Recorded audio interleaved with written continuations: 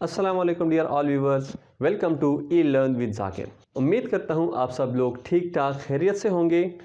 आज का हमारा टॉपिक है ABC ऑफ मेडिकल टर्मिनोलॉजीज़। मुख्तलिफ मेडिकल टर्मिनोलॉजीज़ जो होती हैं तो उससे रिलेटेड जो कंडीशंस या वो टर्मिनोलॉजीज़ कौन से कंडीशन को रिप्रेजेंट करती हैं, आज हम उस बेसिक टर्मिनोलॉजीज़ को डिस्कस करेंगे और उसको सीखने की कोशिश करेंगे। और ये टर्मिनोलॉजीज़ कोई भी बंदा जो मेडिकल फील्ड से रिलेटेड है उसके लिए बहुत ज़्यादा ज़रूरी है इसको समझना।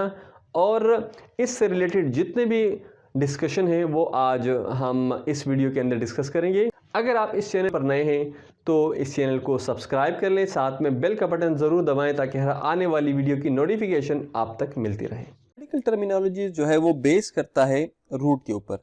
रूट हमारे पास फाउंडेशन ऑफ द वर्ड, कोई भी कंडीशन, कोई भी सिचुएशन, तो उसके लिए सबसे पहले जो बुनियादी चीज़ है वो उसका रूट या बेसिक वर्ड है। ठीक है, रूट के साथ जो उससे पहले लगता है that is called the prefix. Prefix हमारे पास वो वर्ड है या वो सिचुएशन है या वो कंडीशन है जिसको हम रूट के साथ मिला लेते हैं और रूट के मीनिंग को मॉडिफाई करते हैं या उसके मीनिंग को चेंज करते हैं। प्रीफिक्स हमारे पास वो कंडीशन है जो रूट से पहले आता है, वो वर्ड है या वो अल्फ़ाबेट्स हैं जो रूट से पहले आते हैं। और रूट के बाद जो हम कोई भी उसके एंड में कुछ लगाते हैं तो that is called the suffix. यानी पहले प्रीफिक्स आता है, फिर रूट आता है, तीसरा सफिक्स आता है। तो सफिक्स हमारे पास वो कंडीशन है या वो लोकेशन है या वो सिचुएशन है जिसको हम रूट के साथ लगा लेते हैं तो हमारे पास एक एसेंशियल मीनिंग देता है, एक इम्पोर्टेंट वर्ड या कंडीशन बन जाता है।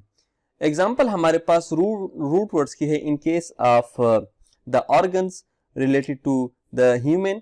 सो जिस तरह हम कहते हैं कि कार्ड या कार्डिया या कार्डियक, तो that is related to heart. ठीक है, कार्डियक मेडिकल कंडीशन में या मेडिकली हार्ट के लिए कार्ड का वर्ड्स यूज होता है। कार्ड से पहले या कार्ड के बाद जो भी वर्ड आता है तो पहले वाला प्रीफिक्स और आखिर वाला सफिक्स। इसी तरह इंटेस्टाइन के लिए इंटर या इंटीरो का लफ्ज यूज होता है। ठीक है, और स्टोमिक के लिए गैस्ट्रिक या गैस्ट्रो। तो ये जो गैस्ट टर्म है ये स्टोमिक के लिए यूज होता है, यानी इसके साथ अगर कोई और वर्ड्स अटैच है तो ये जो सिचुएशन होगी this is related to stomach. इस तरह अगर हीम के साथ वो कोई भी प्रीफिक्स या सफिक्स लगा दिया जाता है तो दिस मीन्स दैट कि ये जो कंडीशन है या ये जो बात हो रही है this is related to the blood. ठीक है, मेडिकली लिवर को जो है वो हेपेटिक या हेपेटोसाइट्स या हेपेटिक जो टर्म है ये लिवर के लिए यूज होता है। बाकी जो रूट वर्ड्स हैं फॉर द लिम्फ टिश्यू, अगर लिम्फ टिश्यू से रिलेटेड कोई कंडीशन है, लिम्फ टिश्यू से रिलेटेड कोई बात चल रही है, कोई सिचुएशन है, तो उसको लिम्फ ही वर्ड यूज होता है। ठीक है, और मसल्स के लिए अगर कोई कंडीशन है, कोई बात है, तो मसल्स के लिए रूट वर्ड है दैट इज मायो। ठीक है, और नेफ्रो रूट वर्ड्स वो किडनी के लिए यूज होता है, बहुत ज्यादा कॉमन है। और ब्रेन के लिए या नर्व्स के लिए वो न्यूरो का वर्ड यूज होता है, न्यूरो की टर्म यूज होती है, ये रूट वर्ड है। ठीक है, आइज के लिए ऑफ्थ या ऑफ्थेल्मो या ऑफ्थो जो है ये टर्म यूज होता है और ये रूट वर्ड है फॉर आई। इसी तरह जो बोन के लिए ऑस या ऑस्टियो ये टर्म यूज होता है in the medical terminologies. Lungs के लिए या एयर के लिए न्यूमो का या न्यूम का जो टर्म है वो यूज होता है। यूरिन के लिए यूरिया का टर्म यूज होता है और वेसल्स के लिए वेजो या वैज का टर्म यूज होता है। So these are the basic root words जो कि मेडिकल कंडीशंस के अंदर मेडिकल टर्मिनोलॉजी में यूज होती हैं। अब आते हैं कुछ प्रीफिक्सेस या सफिक्सेस या रूट वर्ड्स जो कि मेडिकल कंडीशन के अंदर यूज होता है। फॉर एग्जांपल ए या एन। ठीक है, दूसरा है एब, ईमिया, एंटी या एंटी। ठीक है, तो अब ये जो प्रीफिक्स है या सफिक्स है इसका मतलब है ए मतलब एब्सेंट या विदाउट या लेस। ठीक है, और इसके एग्जांपल है for example A granulocyte. A granulocytes वो सेल जिनके अंदर ग्रेनुल नहीं होते, जिनके अंदर ग्रेनुल एब्सेंट होते हैं। ठीक है, या एनीमिया जिनके अंदर ब्लड की डिफिशियंसी होती है, ब्लड लेस होता है। इसी तरह एब मतलब है away from the body, usually जिस तरह एबडक्शन जो मूवमेंट है, ठीक है ना, एबडक्ट, तो एबडक्ट बॉडी से अवे जो मूवमेंट करना, दैट इज एबडक्ट। ईमिया कोई भी कंडीशन ब्लड के साथ रिलेटेड है, फॉर एग्जांपल एनीमिया, ठीक है, an absent and aemia is the blood, so deficiency of the blood, haemoglobin के अंदर, ब्लड के अंदर हीमोग्लोबिन की डिफिशियंसी। इस तरह हाइपोक्सीमिया, ठीक है, कि ब्लड के अंदर जो है वो ऑक्सीजन की डिफिशियंसी है। इस तरह uraemia. So these are the examples. अब इस कंडीशन के अंदर एन जो है हमारे पास प्रीफिक्स है, और aemia this is the root word which is related to the blood, ठीक है। तो ये हमारे पास जो ए से, ए के अल्फाबेट से रिलेटेड प्रीफिक्सेस, सफिक्सेस या रूट वर्ड्स यूज होती हैं, ये उसके मीनिंग्स हैं।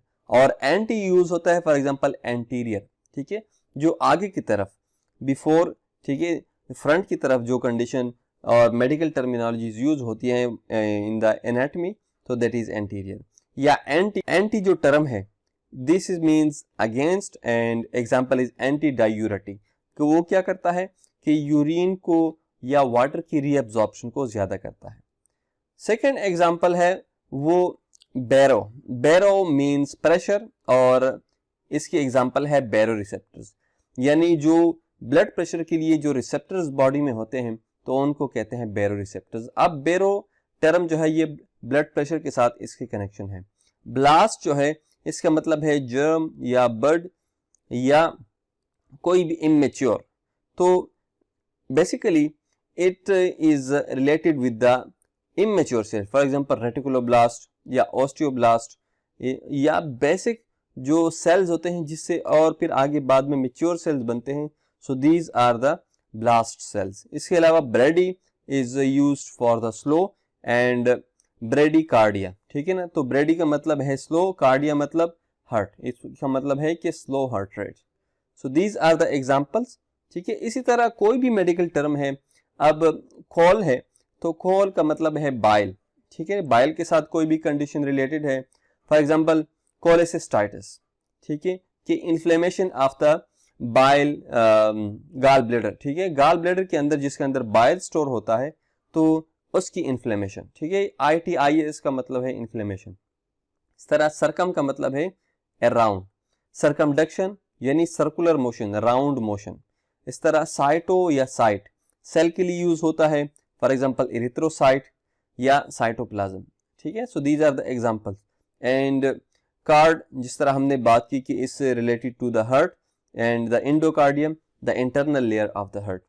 तो ये वो एग्जांपल्स हैं जो कि मेडिकल टर्म में अगर कोई भी वर्ड है उसको 3 पार्ट्स में डिवाइड किया जाए, प्रीफिक्स, रूट और सफिक्स।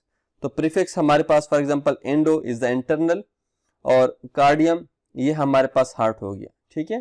तो ये हमारे पास एंडो, हमारे पास ये प्रीफिक्स हो गया, और ये कार्डियम हमारे पास ये या तो रूट वर्ड हो गया या इसको एज ए सफिक्स भी ले सकते हैं। सो कोई भी टर्म है वो हमारे पास 2 या 3 मुख्तलिफ पार्ट से मिलकर बना होता है। So all these conditions they are named according to the medical terms, जो आमतौर पर लैटिन होते हैं या ग्रीक वर्ड्स होते हैं, तो उनसे ये सारे जो वर्ड्स है, टर्मिनोलॉजीज, ये बनी होती हैं, ठीक है। उम्मीद है आपने इस लेक्चर के अंदर काफ़ी कुछ सीखा है। वीडियो देखने के लिए शुक्रिया। अस्सलाम वालेकुम।